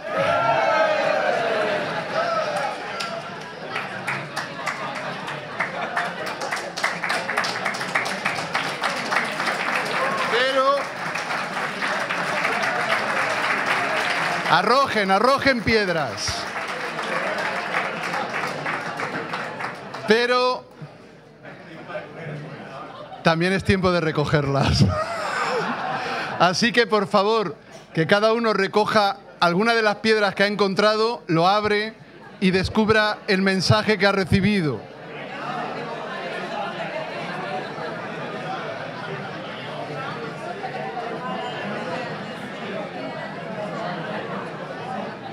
Venga, por ahí hay piedras. Venga, sí. Y por aquí hay...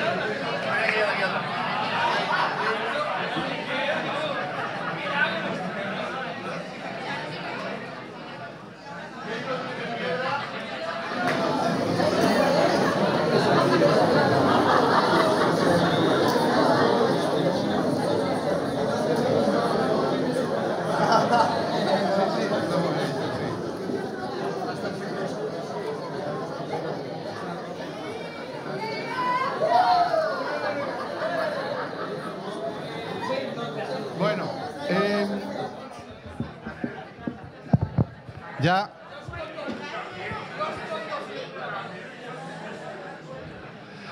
recogemos las piedras y ahora que estamos recogiendo piedras me quedo con 4 ideas. Me quedo con 4 ideas que ya han ido saliendo. En primer lugar, yo tengo aquí recogida la piedra de la recontextualización, que hemos hablado antes. ¿Os acordáis lo de la escala de Melbourne que os hablé antes? Y la necesidad de recontextualizar. Y esto lo tenemos que hacer continuamente. Recontextualizar es volver al contexto que nos ocupa, el contexto que nos ocupó, el contexto en el que estamos involucrados. Y lo hacemos desde la comunidad. Y esto sin ambigüedades. Necesitamos seguir creciendo en comunidad, ser modelo de presencia, pero modelo de presencia comunitaria, sin falsas expectativas y con el cuidado en los detalles, en la formación. El reto es grande, pero la misión es apasionante. Por eso Jesús nos invita a ser sal y luz. No nos dice que podemos ser sal o que tendríamos que ser luz. Nos dice que lo somos ya. Ya sois la sal y sois la luz. Y lo que hace la sal es diluirse, y lo que hace la luz es compartirse. Y además nos invita a ser una escuela de narraciones y una pastoral y una evangelización de narraciones. La crisis de las instituciones normalmente suele ser una crisis que con frecuencia es una crisis de historias que contamos. El capital narrativo que somos es decisivo para poder atraer talento, para despertar, para impulsar la identidad que somos y que compartimos. Y no debemos dejar este capital narrativo, esta narración, no la debemos dejar a que quede en una simple propuesta de mantenimiento de obras o de tareas, porque eso puede atraer simpatizantes, pero no personas comprometidas. Por lo tanto, es preciso generar nuevas narrativas y es preciso profundizar en ese diálogo entre la fe y la cultura. Para poder evangelizar la cultura, primero tengo que dialogar y tengo que hacerlo desde esa recontextualización que decíamos antes. ¿Os acordáis que al principio os hablé del fémur? Iba a decir del fémur de Margaret Mead, no de ella. Era de otro, homínido o homínida. Y ella decía, Margaret Mead decía, que ese era el primer indicio de la civilización. Bueno, pues hay otro indicio de la civilización importante y está en la cultura clásica.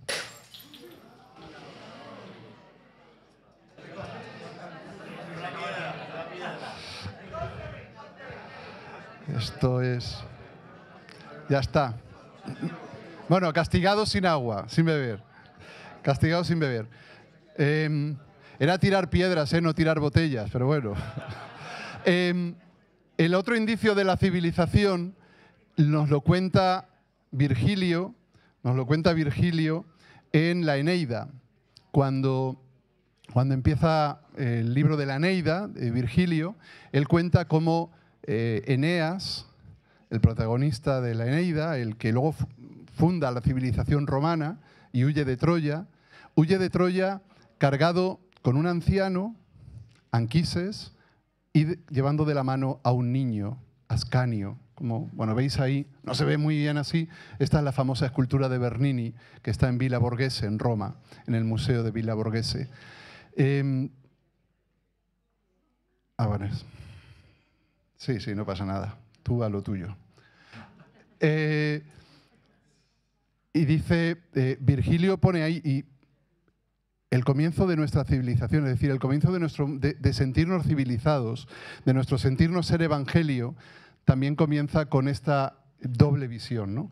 Es decir, ¿qué llevamos a la espalda? La historia, la tradición, lo antiguo que llevamos a la espalda y qué llevamos de la mano. El futuro, lo nuevo, las posibilidades que llevamos de la mano. Sin la tradición, sin lo que hemos sido, sin lo que otros nos han enseñado a ser y sin lo que queremos llevar de la mano hacia el futuro, no podemos ser lo que somos. No podemos ser evangelio, no podemos ser ningún tipo de identidad que queramos definir. Por lo tanto, igual que Eneas, necesitamos también iniciar cualquier proyecto, cualquier futuro plan, cualquier cambio, cualquier propuesta evangelizadora, las necesitamos usar también cargando con nuestro anciano y llevando de la mano a nuestro niño, es decir, cargando con nuestra historia, por dura que sea a veces, y llevando de la mano nuestro futuro. Y ahí es donde realmente iniciaremos nuestras propuestas. Así que muchas gracias. Ahora...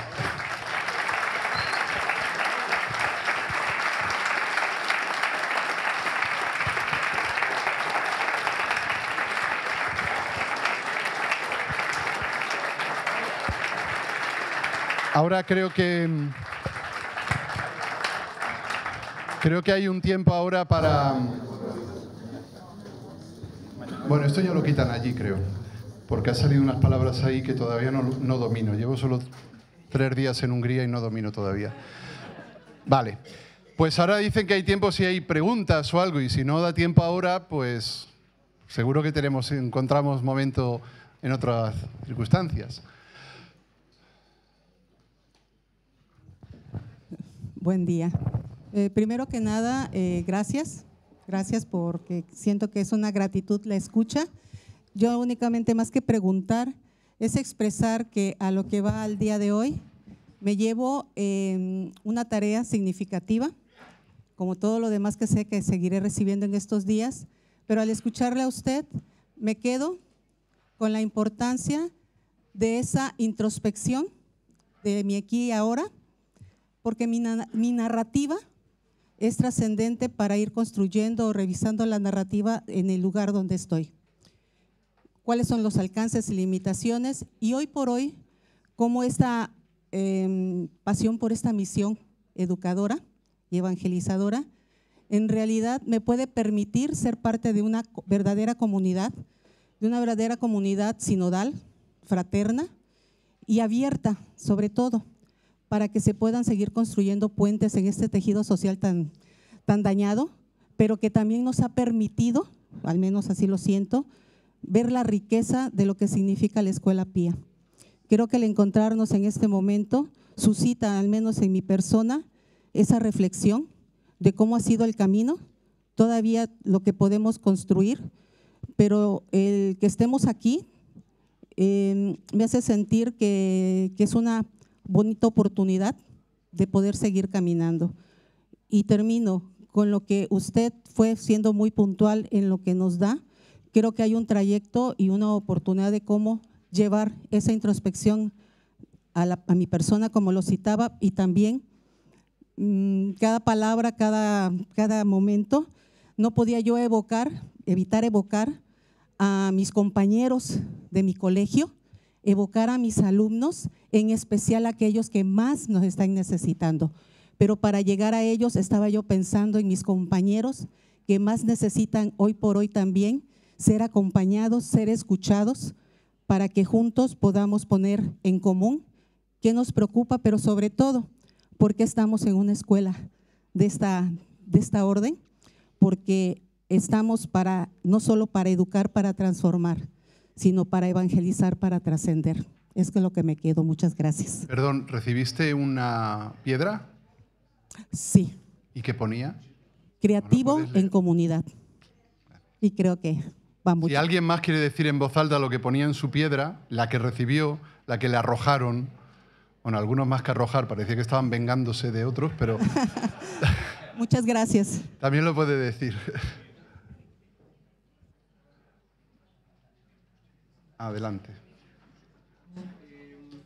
Bueno, muchas gracias, Pedro. La piedra que me arrojaron decía, evangelizamos. ¿Y cuál es la forma en la que evangelizamos? Educando. Eso decía. Y a mí me dejó pensando mucho esto de evangelizar la cultura y no evangelizar con la cultura. Y me dejó pensando mucho porque yo trato de manera consciente de encontrar elementos un poco asépticos, como usted lo dijo, elementos asépticos del evangelio por ahí en la cultura, para que al entregar el paquete cultural con él se vaya implícitamente la semilla del evangelio. Pero lo que usted dijo me dejó pensando mucho, me dejó cavilando bastante, evangelizar la cultura y no evangelizar con la cultura. Y lo que me gustaría pedirles, si se puede, es que si usted nos pusiera un ejemplito de qué sería lo uno y qué sería lo otro, pues además de los autores de esta sociedad secreta de la que nos habló. ¿Qué sería en una escuela evangelizar con la cultura y qué sería evangelizar la cultura? Mira, así para ser muy breve, para dar tiempo a más gente y porque yo ya he hablado bastante, principalmente a veces para nosotros resulta mucho más fácil evangelizar con la cultura. Y eso te pongo el ejemplo de, bueno, pues de tantos a lo largo de la historia que han diluido, diríamos, la propuesta, el espacio pastoral propio de propuesta para el mundo, ¿no? Del Evangelio, de la buena noticia de Jesús y de la paz y de la justicia y del amor y todo esto, lo han diluido por medio de una experiencia de lo que se llama bricolaje cultural. Es decir, yo expreso y digo, bueno, por medio del lenguaje de este mundo, del lenguaje que más fácilmente va a ser comprendido por mis receptores, intento no ser muy explícito porque a lo largo de la historia, claro, han sido de muchas formas, ¿no? Pero, bueno, pues simplemente evangelizo con esto y creo que de esa forma, por medio de la cultura presente, estoy mostrando ya esa buena noticia de Jesús. Yo no he dicho que esto sea negativo. Lo que he dicho es que desde nuestro ámbito educativo, nuestra misión no es tanto evangelizar por medio de la cultura, porque no tenemos esa capacidad todos, pero sí podemos evangelizar a la cultura, es decir, dar una buena noticia a esa cultura, a ese medio cultural por el cual también se puede transmitir la buena noticia, ¿vale? Entonces, no todos somos inklings de estos de la sociedad secreta, no todos tenemos capacidades para escribir o para componer o para cantar o para hacer lo que sea, pero sí podemos, diríamos, hacer. Y luego porque la evangelización por medio de la cultura a veces también hay que evangelizarla en sí misma. Es decir, también hay que traducirla y adaptarla un poco, porque muchas veces también se ha desviado de muchos de sus principios, ¿no? De sus objetivos. Vosotros no sé si sabéis que Lady Gaga, cuando empezó a cantar, ella decía, vamos, a cualquiera que le quisiera escuchar, que ella lo que quería era anunciar el mensaje de Jesucristo. Y de hecho, si tomáis muchas de las canciones de Lady Gaga, sobre todo de las primeras, pues son canciones que tienen implícito un mensaje cristiano, un mensaje bueno, pues de evangelizador. Pero claro, Lady Gaga, pues, como dirían en Star Wars, se dejó llevar por el lado oscuro. Y entonces llegó un momento en que ese mensaje evangelizador ya ni es tan evidente ni es tan amable, ¿no? En algunos casos. Entonces nos toca hacer una especie de doble tarea ahí, ¿no? O sea, hay que evangelizar por la cultura. Y hay muchos espacios donde tenemos esa cultura que evangeliza. Ayer, por ejemplo, ¿no? Con la coral, ¿no? Tan bonita que cantó, ¿no? Y bueno, y ayer mismo se decía, y por lo que he visto en algunos tablones, en algunos carteles ahí en Polonia, creo que es, donde se decía, ¿no?, el evangelizar por medio del teatro escolar y todo esto, ¿no? Pues es una forma de evangelizar por medio de la cultura, pero no debemos olvidar que nuestra tarea no es solo esa, sino evangelizar esa cultura, es decir, anunciar el evangelio en esa cultura. Entonces, no es solo hacer teatro, que eso sería evangelizar por medio de la cultura, sino es sobre todo anunciar la buena noticia por medio. Y es preguntarnos, si no al final caeremos en el lado oscuro como Lady Gaga. No sé si acabaremos siendo tan feos como ella, pero caeremos, no lo dudéis.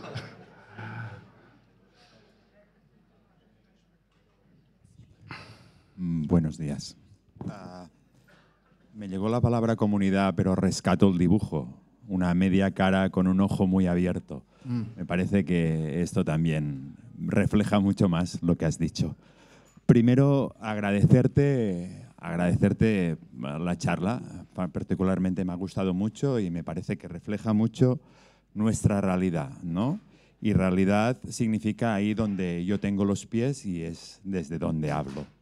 Algunas cosas que rescato y que me gustaría si puedes dar tu opinión. La primera es la pedagogía samaritana. Vamos a decirlo claro, los que pasan de largo son los curas y los maestros de la ley, los sacerdotes y maestros de la ley, ¿no? Y el que se queda es el samaritano, ¿no? Cuidado con el clericalismo, no caigamos ahí y no seamos los curas los que pasamos de largo de la realidad, porque el clericalismo es una realidad eclesial muy marcada y esto nos puede pasar factura en algunos momentos y en unos momentos, ¿no?, donde la escuela cada día más no está hecha por religiosos, sino está hecha por laicos, que son los que dan la cara y los que hacen escuela pía en el día a día. Y desgraciadamente los que tomamos las decisiones son los que somos los que no estamos en la escuela. Primera cosa. Segunda cosa, has hablado de la pastoral de las curas, del tener cuidado el uno del otro. Y aquí me parece que hemos olvidado, pasamos así un poco por encima, pasamos piola, ¿no? La protección del menor o el entorno seguro. ¿Qué pasa con el montón de gente que hemos dejado tirados y que ahora levantan la mano y nos dicen, oye, pasando por vuestras escuelas pasó alguien que abusó de mí, que me pasó por encima, y no solo en abusos sexuales, sino abusos que van desde la conciencia, desde la imposición religiosa, desde poner el pecado en el centro y no vivirnos desde un Dios del amor que nos salva, sino vivir en un Dios que nos atenaza y nos deja clavados en sitios donde es difícil la salida, ¿no? Y bueno, me da que pensar en esta pastoral de las curas, cómo la hacemos, cómo la trabajamos, cómo la tenemos y cómo hacemos todo el tema de protección del menor. Me hace pensar que no tengamos aquí un espacio para hablar de entorno seguro en un encuentro como el Coedupía, pues a lo mejor aquí nos falla algo como institución y deberíamos pensarlo un poco. Luego esto también me lleva a pensar que hay un cambio eclesial. Has dicho una frase que me ha llamado la atención, que algunos piensan que la escuela no es iglesia. Porque a veces yo también he tenido esta sensación y la verdad es que duele, porque yo quiero ser iglesia, quiero ser seguidor de Jesús, ¿no? Y me siento así y, caray, cuando la escuela no es iglesia, pues a lo mejor tenemos un problema y nos estamos sintiendo excluidos y no incluidos en alguna de estas cosas, ¿no? Y este cambio en la realidad eclesial a lo mejor también nos genera un cambio en cómo vivimos la vida religiosa. Tú has dicho que hace 12 años, en el siglo XII, los trinitarios salieron de la vida monacal para seguir buscando a Dios en otros momentos. ¿Cómo buscamos hoy a Dios? ¿La vida religiosa tal como la pensó San José de Calasanz sigue vigente o la respuesta que damos hoy es una respuesta que nos tiene que hacer ir un poco más allá? ¿Por qué estamos tan preocupados por la identidad? Nuestra preocupación por la identidad a lo mejor viene porque no estamos seguros de haber actualizado correctamente el carisma, ¿El carisma solo lo tenemos que actualizar los religiosos o lo tenemos que actualizar todos los que hacemos Escuela Pía un poco más allá de nosotros mismos? Y esto que es reflexión, ¿no? A lo mejor sería un poco más pregunta para ti desde las escuelas católicas, ¿no? Para ser escuela cristiana, para ser una escuela que va más allá y que se conoce por las obras, no por solo el mensaje y de caras afuera, ¿tenemos que hacer algo más? ¿Tenemos que hacer algún paso en cómo nos gobernamos? ¿Tenemos que hacer algún paso en cómo nos cuidamos? ¿Tenemos que dar un testimonio distinto y a lo mejor con menos palabra, pero con más obra? Muy breve para que pueda haber más intervenciones, porque lo has dicho casi todo y solo tengo que decir sí, sí, sí y sí. Es decir, que efectivamente tenemos que ser, según el derecho canónico, para ser escuela católica lo que tienes que tener es un certificado del obispo que diga que eres escuela católica. Pero esto es tan fácil como pedirlo y que te lo den. Y, bueno, untar antes al obispo también, ¿no? No de mantequilla ni de paté, pero sí de billetes. Te digo porque he tenido experiencias de esto, ¿eh? He tenido experiencias de esto. Y por desgracia, pues seguimos poniendo más importancia a otras cuestiones. Y necesitamos recuperar una identidad no porque se nos diga desde fuera que tenemos que tenerla, sino porque nosotros tenemos que saber también saber desde dónde partimos y a dónde queremos llegar. Y para eso hacen falta menos palabras y más obras, entre ellas, sobre todo, como tú has dicho, la obra del cuidado. Hoy en día no solo necesitamos una escuela del cuidado que esté atenta a los demás, sino una escuela que se ponga también a la altura de los demás, como hace el buen samaritano, ¿no? O sea, que se abaje y se ponga a la altura. Necesitamos una escuela que salga de su, diríamos, de su clericalización, es decir, clerical, lo estoy hablando en sentido despectivo, no de los clérigos, porque yo soy clérigo, es decir, no de los clérigos, sino de la mentalidad, porque tan clerical puede ser la mentalidad de un sacerdote como de un laico, en muchos sentidos. Es una mentalidad clericalista, es una mentalidad que establece diferencias en el lugar desde donde hablamos o desde donde actuamos, ¿no? Y ahí es donde creo que estamos haciendo muchos cambios importantes. Para eso es muy necesario seguir abundando y seguir fortaleciendo la idea de comunidad, o sea, el ecosistema comunitario dentro de la educación, más allá de lo formal, no formal, informal, la educación comunitaria es cada vez más indispensable y esto, bueno, pues evidentemente va a ser clave para definir quiénes somos y cuál es nuestra identidad. Es que no quiero, porque me puedo alargar mucho más, pero ya lo hablamos en otro momento y creo que, bueno, no sé, que decir, en realidad la respuesta es sí a todo lo que has dicho. Okay, the last question. The last question. ¿A quién le ha tocado la last? Parece que a a ti. mí. Para variar. ¿A ti no te tocó nada, Sergio, de Sí, me tocó. piedra arrojada? Una educación, una fe humanizante de verdadero encuentro y que permita vivirlo fuera, ¿qué dice? Fuera de la escuela. Me gustó mucho y bueno, no sé si llega a ser ahora una pregunta por el tiempo, pero esto de lo poliédrico, y pensaba a raíz del modelo de Orfeo, de Morfeo, el que sea, qué importante lo sinfónico, de que Orfeo no esté solo, porque hay como 3 poliedros simultáneos que tienen que ver con la evangelización, que los has dicho, pero la idea del poliedro me pareció interesante. Primero, porque digo, a veces las comunidades no tienen el mismo poliedro como imagen, ¿no? Entonces, si no nos ponemos de acuerdo en cuál es el poliedro que estamos proponiendo, la gente quiere llegar al lado más cercano desde su subjetividad, desde su búsqueda, y se encuentran con distintas barreras. Entonces, qué importante tener esta idea de que primero tenemos que evangelizar el equipo con el que trabajamos, ¿no? Que sea una comunidad sinfónica con sus variedades de sonidos, sus variedades de instrumentos, con lo que cada uno puede aportar, ¿no? Pero no solo pensar el poliedro de cara a los niños y a los jóvenes, sino también a estos que colaboran y que comparten la misión todos los días y que, como decía recién Jordi, tenemos una necesidad cada vez más creciente de trabajar juntos. Claro, es que además no es lo mismo, pero tampoco tenemos que caer en el error de buscar un único poliedro, porque no es lo mismo el poliedro de Córdoba, Argentina, que de Córdoba, España.